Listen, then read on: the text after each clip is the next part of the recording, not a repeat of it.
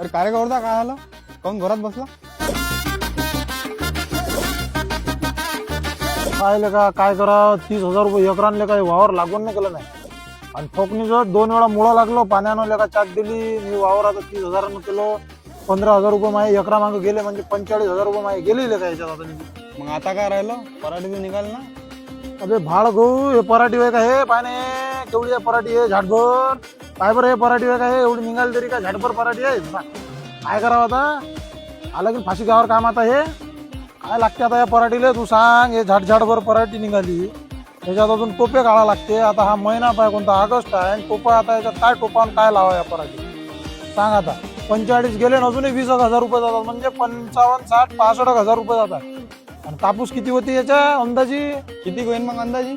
माझ्या विचारांकडे 5-6 क्विंटल एकराले वाले पाहिजे. पण 5-6 क्विंटल 7,000 जर विकला तर 35,000 उंदराला. सांग आता. माझे 45 हे 20,000 अजून जातात.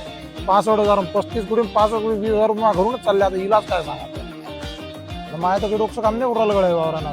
काय राजा खोटाच बोलतो का? उरील ना काही ना काही, वावर होई नाही, वावरात उलटेच काही ना काही.